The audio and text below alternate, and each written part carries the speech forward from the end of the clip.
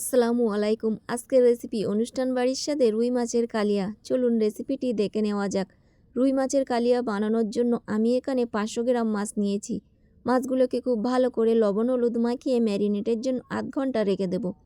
আধ ঘন্টা পর মাছগুলোকে সরিষার তেলে মিডিয়াম ফ্লেমে আলতো হাতেই ভেজে নেব, বেশি কড়া করব না, হালকা লাল করে তুলে নেব। তো আমি তেলের ভিতরে একে একে সব মাছগুলোকে ছেড়ে দিয়ে উল্টে পাল্টেই ভেজে নেব। দেখেই বুঝতে পারছেন আমি মাছগুলো ঠিক কতটা কড়া করেই ভেজেছি। আমার সমস্ত মাছগুলো ভাজা হয়ে গেছে। এবার গরম তেলে কড়াইতে দিয়ে দেব শুকনো লঙ্কা, দারচিনি, এলাচ, লবঙ্গ। মশলাটা জাস্ট কয়েক সেকেন্ড একটু ভেজে নেব হালকা করে।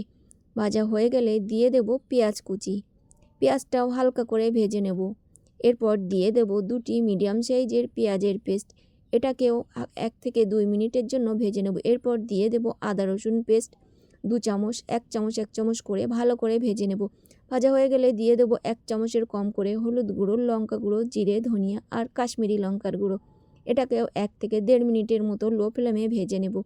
ভাজা হয়ে গেলে দিয়ে দেব একটি মিডিয়াম সাইজের টমেটো পেস্ট দিয়ে সুন্দর করে মশলাটা ভেজে নেব। যখন তেল ছাড়তে শুরু করবে তখন দিয়ে দেব আগে থেকেই বেটে রাখা কাজু বাদামের পেস্ট। এটাকেও খুব সুন্দর করে মশলার সঙ্গে মিশিয়ে নেব 1 থেকে 1.5 মিনিট। যখন তেল ছাড়তে শুরু করবে তখন দিয়ে দেব আগে থেকেই ফেটিয়ে রাখা টক দই আর 1/2 চামচ চিনি। খুব ভালো করে সমস্ত মশলাটা এবার কষিয়ে নেব।